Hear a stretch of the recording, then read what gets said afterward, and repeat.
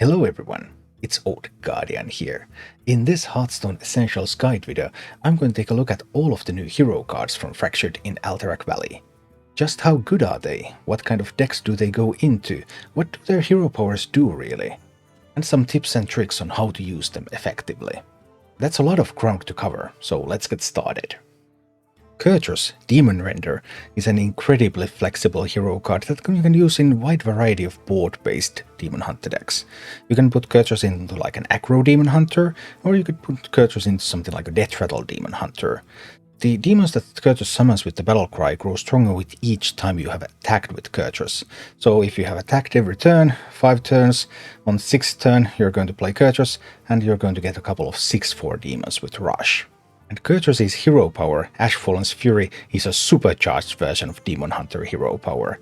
+2 attack, and after a friendly minion attacks, refresh this. So this works extremely well if you have some minions on the board and you just click the button a few times and Kurtrus can really deal big damage. So can I now do this? Look at it go. Just look at it go. And look at it go! And whee! Oh. But that's not all Kurtrus has to offer. When you add in expendable performers and Fellfire Deadeye, so your hero power becomes free and you will have a lot of rush minions, Kurtrus can deal really big damage. Alright Kurtrus, here we go. Aim and fire! Vengeance! Vengeance! So much vengeance. Vengeance. More vengeance. They're coming again. I wish I have time to do this. I do. It's easy. Right?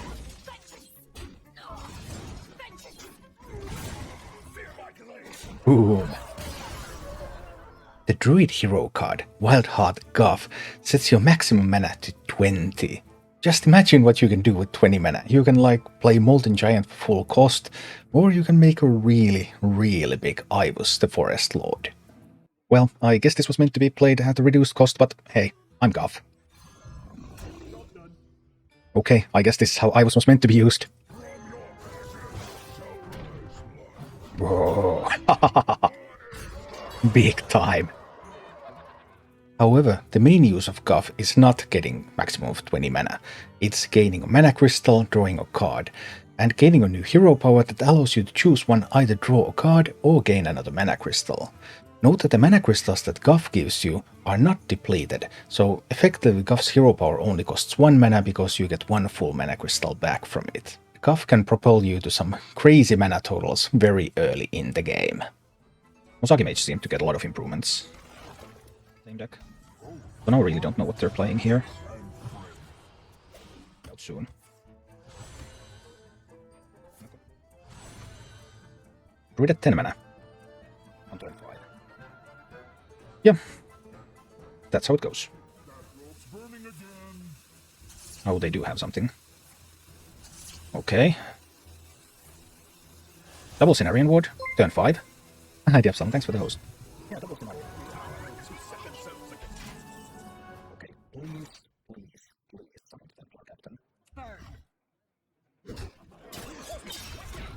It did summon the Templar Captain. That's good.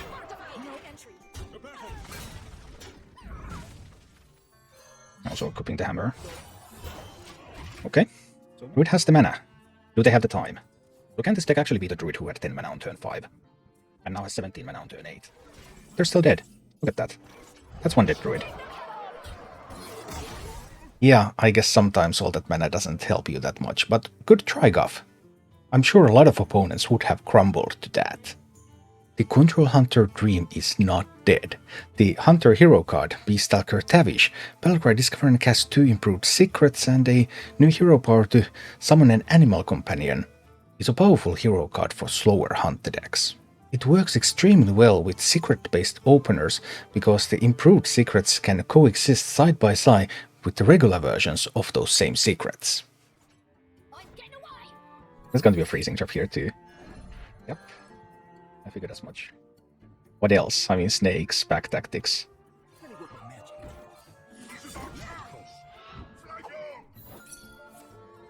Yeah, back tactics.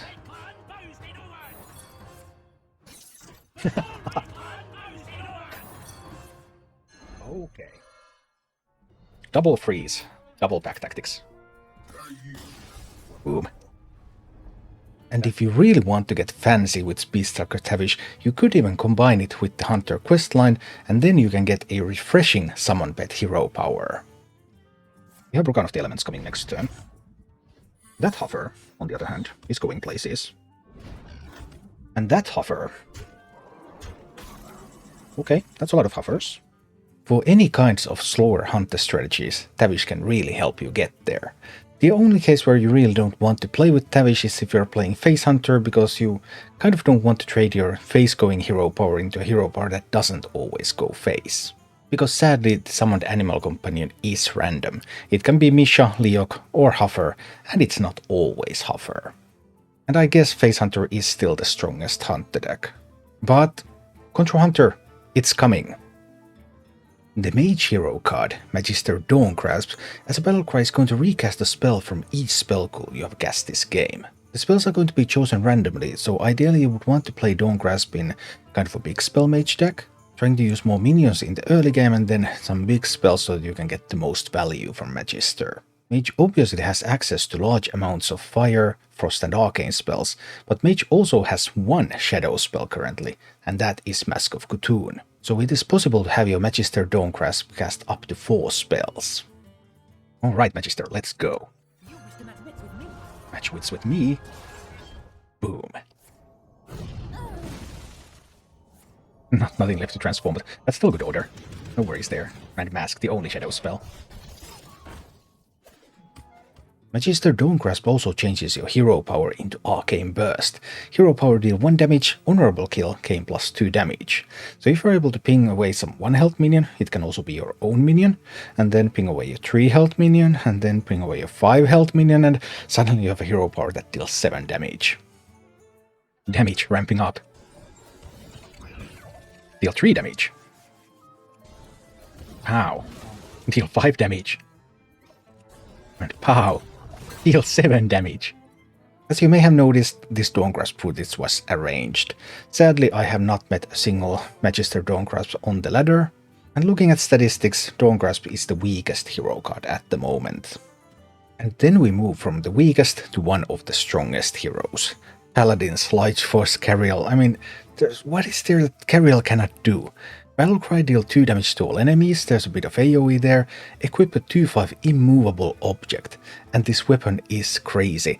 Immovable object doesn't lose durability, your hero takes half damage rounded up, so it's a 2-attack weapon that just doesn't wear out. The only ways to get rid of the immovable object are either to override it with another weapon or to use weapon removal to destroy it.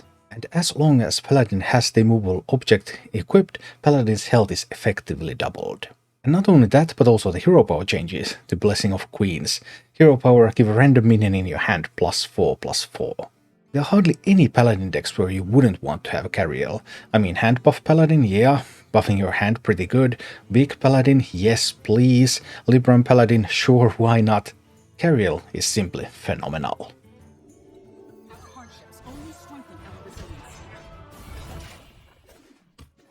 We're probably going Brasswing next turn. But there is the Equality Consecration play also.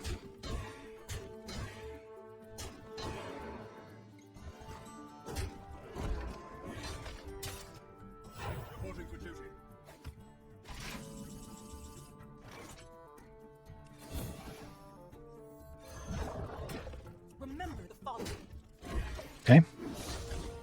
Make it 4 honorable kills. The Priest hero card, Xyrella the Devout, promises to create an entire new archetype, a Death Rattle Priest. Trigger the Death Rattle of every friendly minion that died this game, and that can be quite powerful in the late game. As a downside, Xyrella is one of the slowest heroes, and that can be a problem. Although when it works, it is pretty hilarious. Xyrella. So, Rattlegores. We're about to find out.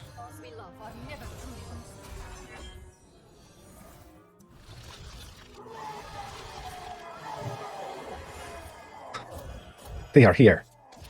Rattlegore! Xyrella also changes your hero power. When you play Xyrella, your hero power is going to be converted into Holy Touch. 2 mana, restore 5 health.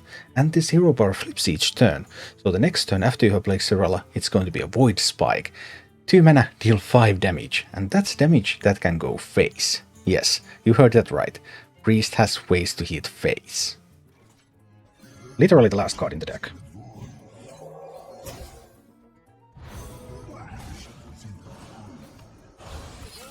It's a win. The Rogue hero card, Shadowcrafter Scabbs, is one of the strongest hero cards. There's pretty much no reason not to put Shadowcrafter Scabbs in every single rogue deck. You can play this in Quest Rogue, and you should.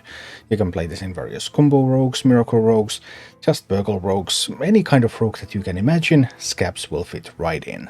Because Scabbs brings Vanish back into the game, returning all minions to their owner's hands. And not only that, but it's also summoning 2/4 shadows with stealth, and if your opponent has no ways to handle stealth minions, well, a Battleground Battlemaster just might be coming or something, and boom, boom. And not only that, but Scabbs also changes the hero power to Sleight of Hand. Hero power, the next card you play this turn costs 2 less. So this effect is like Preparation, except that it's better, because it also affects minions. The only thing that Preparation can do and Sleight of Hand cannot is that Preparation can be used to trigger combo effects. And this is a hero power, it's not playing a card, so it doesn't trigger a combo effect, but it's just insanely powerful. Alright, Scabbs time.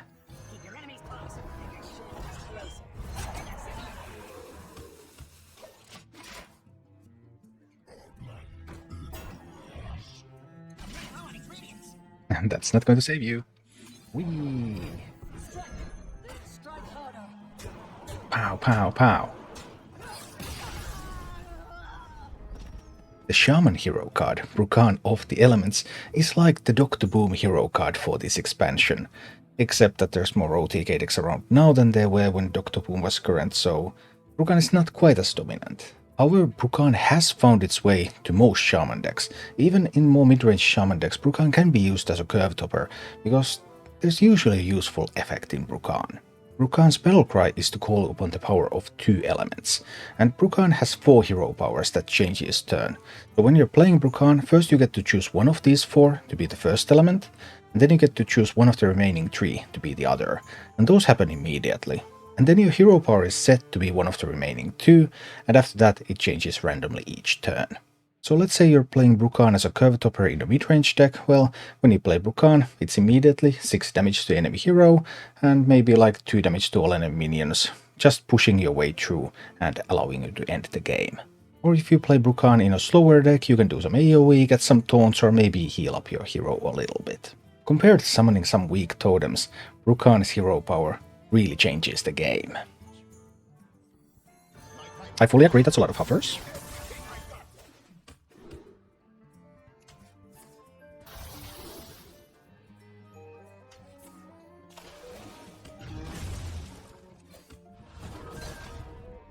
Alright. And we get summon 2 elementals with taunt. The Warlock hero card, Dreadlich Tamsin, has done the impossible. There are Warlock decks on the ladder, the most played Warlock decks on the ladder, that are not running the questline anymore. Obviously it's not all about Dreadlich Tamsin, there's also something about Tamsin's Phylactery and some big owls and some kind of OTKI here. But be that as it may, Dreadlich Tamsin is actually the best performing card even in that deck. A sweet AoE battle cry, deal 3 damage to all minions. Also deals damage to your own minions, so I'm not sure if you would run Tamsin in a zoo deck, although you might consider that one too. Because the other thing that Tamsin does is it stops your hero power from damaging you, and it starts to shuffle these rifts into your deck. And once you start drawing those rifts, you're going to summon some 3/3 imps. Warlock has already had the best hero power in Hearthstone throughout the years, and now Tamsin is giving Warlock an even better hero power, while doing AoE, while giving armor, while shuffling imps into the deck, and while drawing 3 cards immediately. That's just crazy. We'll burn a few cards.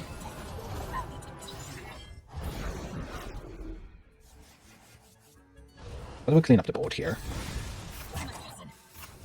While Tamsin has displaced the Warlock quest, Rokara has not quite been able to displace the Warrior quest line. the Quest Warrior is still the most played warrior deck, and that one doesn't even use any of the new cards. But that's not Rokara's fault now, is it? Rokara is a perfectly serviceable new hero card, with a Battlecrow to equip with a 5/2 Unstoppable Force. And Unstoppable Force, after you attack a minion, smash it into the enemy hero. And this also applies even if the minion dies, it's still going to hit the enemy hero in the face first. Rokara also gives Warrior a proactive hero power with Grand Slam, deal 2 damage, and yes, that damage can also go face, and Honorable Kill gain 4 armor, so if you're up against a deck that plays a lot of small minions, well, Grand Slam can pick them off and generate armor for you while doing so. Alright, the Unstoppable Force. Here we go. And boom. Just don't accidentally lose your weapon.